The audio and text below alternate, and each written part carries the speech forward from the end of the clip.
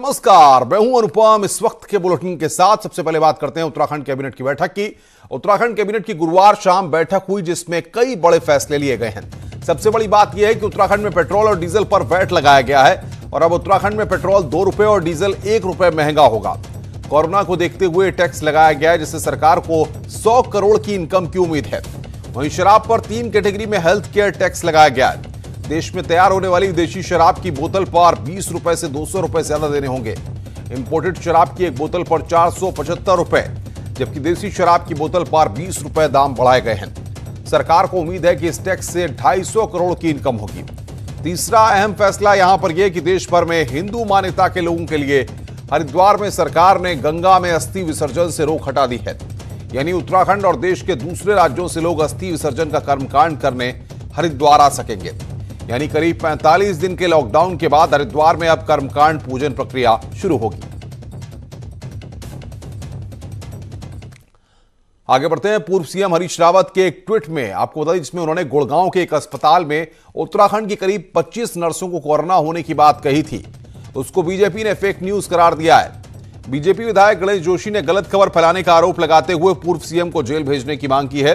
जोशी का कहना है कि रावत के ट्वीट का नोटिस लेकर उन्होंने गुड़गांव के सीएमओ से संपर्क साधा। सीएमओ ने बताया कि ऐसा कोई मामला नहीं है और उत्तराखंड मूल की केवल एक नर्स है जिसको कोरोना पॉजिटिव आया है।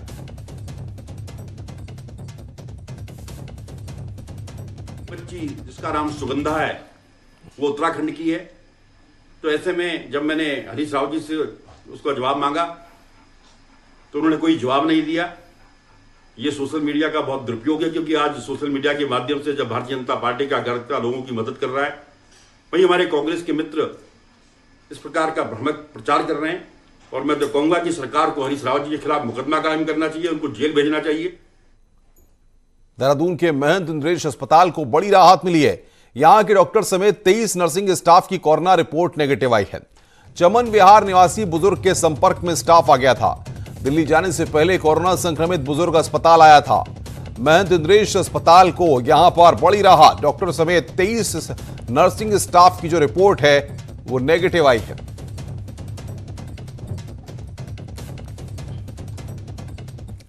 देश के अलग अलग राज्यों में उत्तराखंड के 1.5 लाख से ज्यादा लोग घर वापसी का इंतजार कर रहे हैं, लेकिन अब तक सिर्फ 7,000 लोग वापस लौट पाए हैं, यानी 5% से भी कम। और 95% लोगों के पास इंतजार के अलावा कोई चारा नहीं है।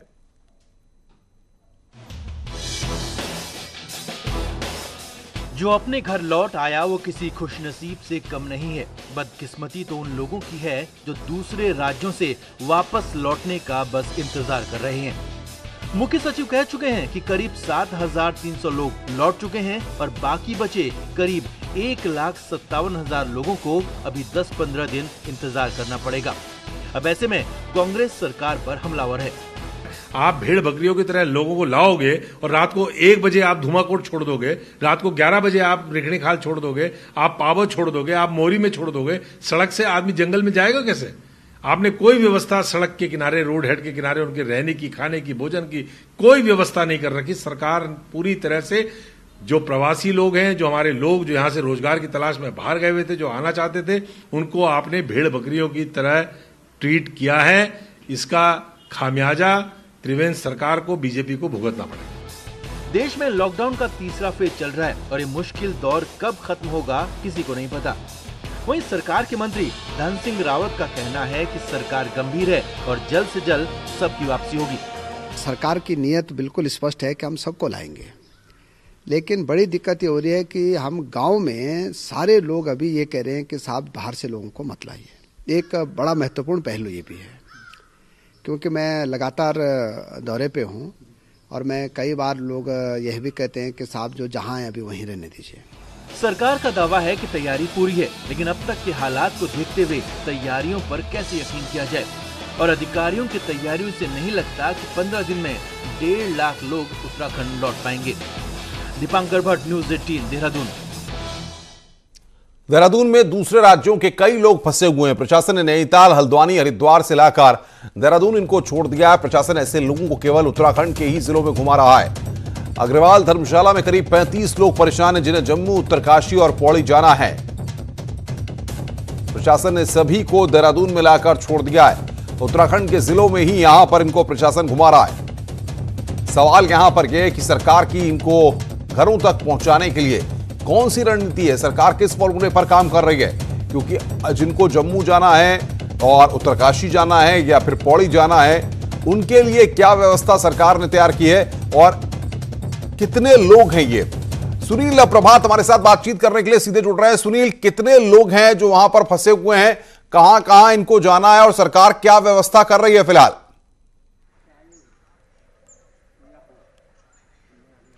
देखिए अनुपम, फिलहाल पूरे उत्तराखंड में जो हम मानकर चले तो करीब 20,000 से अधिक ऐसे लोग हैं, प्रवासी लोग हैं जिनको अपने अपने राज्यों को जाना है और जो विभिन्न स्थानों पर रिलीफ कैंप में मौजूद हैं। इसी तरह से ये अग्रवाल धर्मशाला है, यहाँ पर करीब 35 लोगों को पिछले 1 से 1.5 महीने से यहाँ पर रखा गया है। इनमें बिहार के लोग हैं, यूपी के लोग हैं, JNK के लोग हैं, तो उत्तराखंड के रहने वाले लोग भी इसमें हैं जिनको उत्तरकाशी या पौड़ी जैसे स्थानों पर जाना है।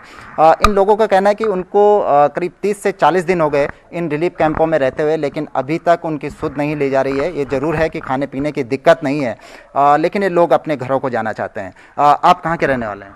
मैं हरीश सुनियाल, यमुनोत्री धाम से। तो यहाँ पर कैसे फंस गए?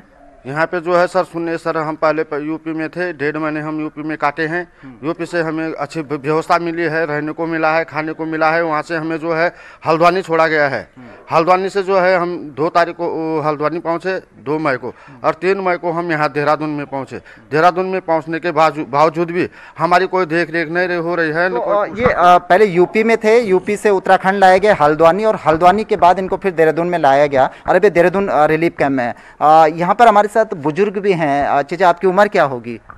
74 वर्ष। कहाँ के रहने वाले हैं आप? बिहार, भागलपुर जिला। अच्छा, तो यहाँ पर कब से ठहरे हुए हैं? यहाँ हम 30 मार्च से हैं। अच्छा जी।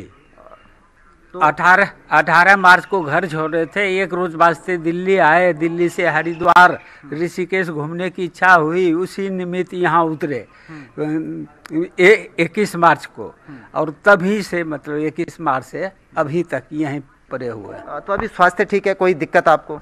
स्वास्थ्य का तो देख रेख डॉक्टर लोग आते रहते हैं, उस सब का कोई दिक्कत नहीं है, लेकिन घर से दूर हैं, सब घर का काम बाधित है, चिंता रहती है, बाल बच्चे हैं, 13 आदमी हैं।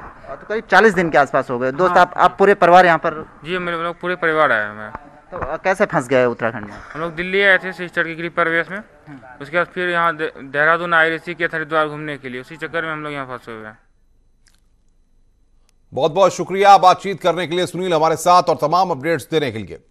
आगे बढ़ते हैं, देहरादून से बड़ी खबर है। यहां पर बीजेपी नेता कुंवर जपिंदर सिंह को पार्टी ने नोटिस दिया है।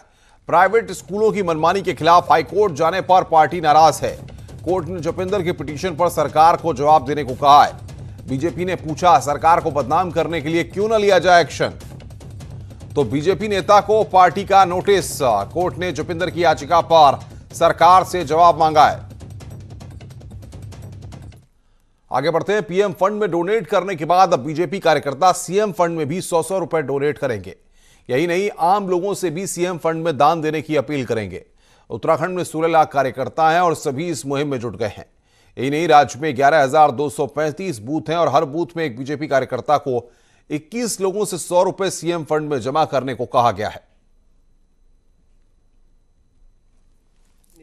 हमको ये निर्देशित किया है कि प्रत्येक बूथ में कम से कम 50 लोगों से संपर्क करें और 100 रुपए की अपील आप करें। जो स्वेच्छा से देना चाहे वो अधिक भी दे सकता है, इसलिए 100 रुपया हमारे लिए बहुत बड़ी बात है, बहुत बड़ी रकम है। उस 100 रुपए को हम माननीय प्रधानमंत्री, माननीय मुख्यमंत्री राहत कोष में देंगे ताकि इस महामारी से निपटा जाए। कोविड-19 फंड में विधायकों मंत्रियों के वेतन भत्तों में 30% कटौती की प्रक्रिया 1 महीने बाद भी शुरू नहीं हो पाई है। त्रिवेंद्र सरकार ने 8 अप्रैल को कैबिनेट के जरिए फैसला लिया था कि सभी विधायकों मंत्रियों के वेतन भत्तों में अगले 1 साल तक 30% कटौती की जाएगी, लेकिन अभी तक विधायकों की सहमति न मिल पाने के चलते ये कटौती शुरू नहीं हो पाई है। विधानसभा अध्यक्ष प्रेमचंद अग्रवाल ने अब सभी विधायकों को कैबिनेट के फैसलों की याद दिलाते हुए वेतन भत्तों में 30% कटौती के लिए उनकी सहमति मांगी है। विधायकों को मेल भेजकर कहा गया है कि जल्द से जल्द अपनी सहमति दे दें। फिर 30% की जो कटौती माननीय मंत्रिमंडल ने चाहिए उनके वेतन से पहले हम डिडक्ट करेंगे, जो 1 साल के लिए है। तो मुझे लगता है कि तमाम माननीय विधायक इसमें अपनी गंभीरता के साथ वो अपनी सहमति देंगे, ताकि जो माननीय मंत्रिमंडल ने ये हमारे से अपेक्षा की है उसका पूरा निर्वहन कर सकें।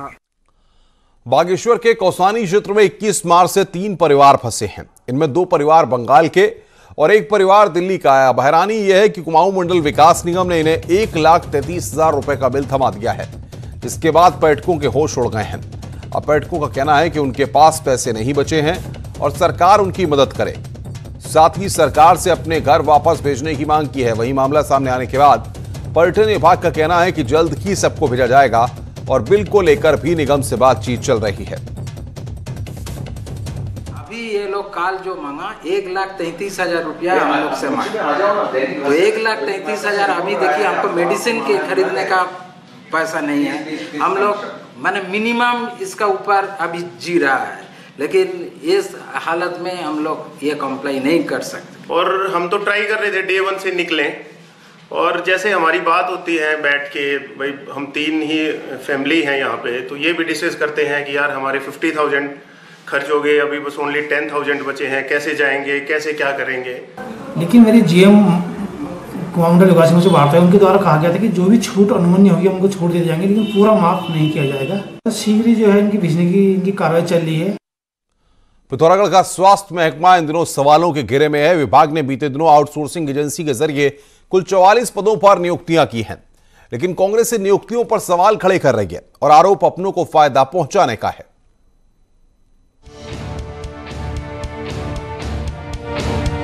AVSM security and outsourcing service के तहत की गई नियुक्तियां हेल्थ विभाग के गले की फांस बन रही हैं। विभाग ने इस एजेंसी के जरिए NHM में स्टाफ नर्स, आशा प्रोग्राम काउंसलर सहित डाटा ऑपरेटर के कुल 14 पदों पर तैनाती दी है। लेकिन अब आरोप लग रहे हैं कि जिन लोगों को तैनाती दी गई उनमें अधिकांश लोग स्वास्थ्य विभाग में तैनात कर्मचारियों के सगे रिश्तेदार हैं। कर्मचारियों की नियुक्ति होनी है, उसमें जबरदस्त धांधली हुई है और जबरदस्त भाई भतीजावाद चला है और नियमों को ताक में रखकर नियुक्तियां की गई हैं। और एक तरफ सरकार कहती है 0 टॉलरेंस की बात करती है। अगर अच्छा रहता वो एजेंसी भी यहाँ की होती तो हम मानते। असल में इन नियुक्तियों में बवाल इसलिए भी खड़ा हो रहा है क्योंकि एजेंसी का ईमेल एड्रेस, विज्ञप्ति और ऑफिशियल लेटर पैड पर अलग अलग है। विभाग ने कोरोना संकट को देखते हुए 30 पदों पर नए लोगों को भी तैनाती दी है।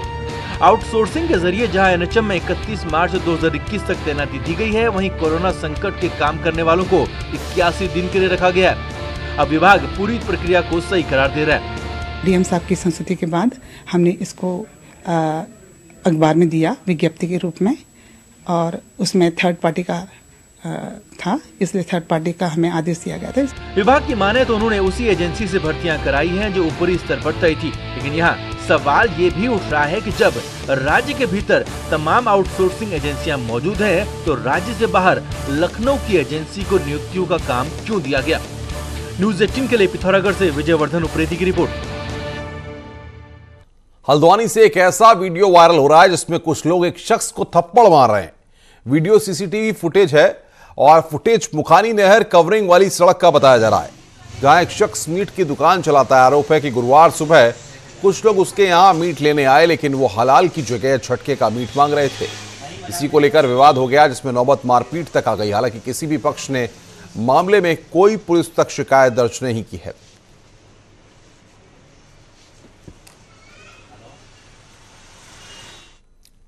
रामनगर में एक गांव में किंग कोबरा निकल आया। कुनकेत गांव में किंग कोबरा की यह दुर्लभ तस्वीर सामने आई है।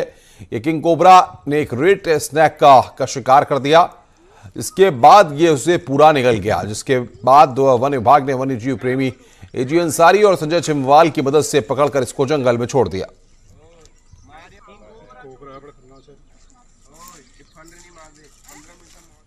पिथौरागढ़ में चीन सीमा तक सड़क मार्ग तैयार हो गया है। तवाघाट लिपुलेश सड़क मार्ग का रक्षा मंत्री राजनाथ सिंह ऑनलाइन उद्घाटन करेंगे। इस मार्ग के खुलने से मानसरोवर जाना और आसान हो जाएगा। बड़ी खबर इस वक्त की, रक्षा मंत्री राजनाथ सिंह आज इसका ऑनलाइन उद्घाटन करेंगे। पिथौरागढ़ चीन सीमा के करीब यह सड़क बनी है। चीन से लगी अंतर्राष्ट्रीय सीमा के करीब पहुंचा है भारत। तवाघाट लिपुलेख सड़क मार्ग का उद्घाटन आज होना है। रक्षा मंत्री राजनाथ सिंह आज इसका ऑनलाइन उद्घाटन करेंगे। और बातचीत करने के लिए विजय वर्धन उप्रेती हमारे संवाददाता पिथौरागढ़ से हमारे साथ फोन लाइन पर। विजय, कितने बजे इसका उद्घाटन होना है और तमाम दर्शकों को बताइए क्या इसके होने से अब किस तरीके का लाभ मिलेगा और कब से ये चालू हो जाएगी? जी अनुपम, मैं आपको बताऊं कि तकरीबन 10 बजे इसका ऑनलाइन उद्घाटन होना है। जो रक्षा मंत्री हैं राजनाथ सिंह वो दिल्ली में इसका उद्घाटन करेंगे। स्थानीय स्तर पर भी इसको लेकर तैयारी चल रही है। और सबसे बड़ी बात यह है कि ये जो सड़क है ये चीन बॉर्डर को जोड़ती है और इससे कुल मिला के जो बॉर्डर में तैनात सुरक्षा बल है उनको तो राहत मिलेगी। साथ ही जो कैलाश मानसरोवर यात्रा है वो भी इसी मार्ग से होकर गुजरती है। अगर ये इस रोड का उद्घाटन होने के बाद, हालांकि अभी जो जानकारी हमें मिल रही है अभी ये सिर्फ सैन्य मामलों के लिए ये रोड खोली जा रही है और आम मामलों के लिए, आम लोगों के लिए तकरीबन 4 महीने बाद इस रोड को खोला जाएगा। लेकिन कुल मिला के ये कह सकते हैं जिस तरीके से महत्वाकांक्षी प्रोजेक्ट पूरा हुआ है इससे सैन्य बलों के साथ कैलाश मानसरोवर यात्रियों को और भारत चीन व्यापार में शामिल होने वाले बिल्कुल विजय, आप नजर बना के रखिए, आगे भी हम आपसे अपडेट लेते रहेंगे। तो विजय बता रहे हैं कि आज इसका उद्घाटन होना है, लेकिन अभी आम लोगों के लिए नहीं, सिर्फ सेना के लिए इसको खोला जाएगा और कुछ महीनों के बाद इसको आम लोगों के लिए भी खोल दिया जाएगा। रुड़की में आर्मी कैंट एरिया में आज ग्रामीण और सेना के बीच रास्ते को लेकर विवाद जिस तरीके से सामने आया था, इस दौरान टोडा कल्याणपुर और नर्मदा कॉलोनी के लोग रास्ता खोलने को लेकर कैंट एरिया में बातचीत करने के लिए पहुंचे थे, लेकिन मामला वहां पर इतना बढ़ गया कि सेना और ग्रामीणों में जमकर नोकझोंक हुई। बाद में पत्थरबाजी तक की नौबत आ गई। पत्थरबाजी में कुछ महिलाएं घायल हुई, जिन्हें अस्पताल में भर्ती कराया गया। ग्रामीणों का आरोप है कि पिछले दिनों एक गर्भवती महिला की एम्बुलेंस को भी गेट से अंदर नहीं आने दिया गया, जिससे नवजात की मौत हो गई। वहीं पुलिस का कहना है कि यहां रास्ते का विवाद लंबा है और बातचीत से मामला सुलझाया जाएगा। एक पब्लिक रास्ते पे एक सेना के अफसर द्वारा पूरी पब्लिक को परेशान किया जा रहा है। 15-20 हजार जनता रोज यहाँ से आवागमन करती है, महिलाएं रोज जाती हैं। रोज सरकार कह रही है महिलाओं की सुरक्षा देगी, आप रेलवे लाइन पे महिलाओं की क्या सुरक्षा होगी सर? रेलवे लाइन पे जमीन है, वो रास्ते पे हमें चलने नहीं दे रहे हैं। और 21 मार्च 2020 से रात के 10:30 बजे से इन्होंने रास्ता बंद किया है। आने जाने के रास्ते को लेकर पूर्व से ही ये विवाद चला आ रहा है, जिसमें पुलिस और प्रशासन के स्तर से भी कई बार दोनों पक्षों के बीच वार्ता कराई गई है। अभी भी ये पूरी तरह से मामला सुलझ नहीं पाया है। स्थानीय प्रशासन इसमें दोनों पक्षों की वार्ता और संबंधित दस्तावेजों का अध्ययन करने की प्रक्रिया निरंतर गतिमान है। देहरादून जिला प्रशासन आज से ट्रायल बेस पर प्रॉपर्टी रजिस्ट्री भी करवाने जा रहा है। इसके लिए पहले चरण में ऑनलाइन एप्लीकेशन भरवाई जाएगी और डिटेल अप्रूवल के बाद ही एक रजिस्ट्री पर 5 लोगों को आने की परमिशन होगी। सभी डिटेल्स देखने के बाद प्रॉपर्टी रजिस्ट्री के लिए बुलाया जाएगा। एक दिन में 10 रजिस्ट्री करने का ही प्लान बनाया गया है। साथ ही सैनिटाइजेशन की व्यवस्था करने का भी दावा किया जा रहा है। सेंट्रल यूनिवर्सिटी ने भले ही ऑनलाइन एग्जामिनेशन फॉर्म भरवाने शुरू कर दिए हों, लेकिन राज्य सरकार के अधीन चल रही उत्तराखंड की यूनिवर्सिटी फिलहाल ऑनलाइन एग्जामिनेशन फॉर्म भरवाने को लेकर असमंजस की स्थिति में है।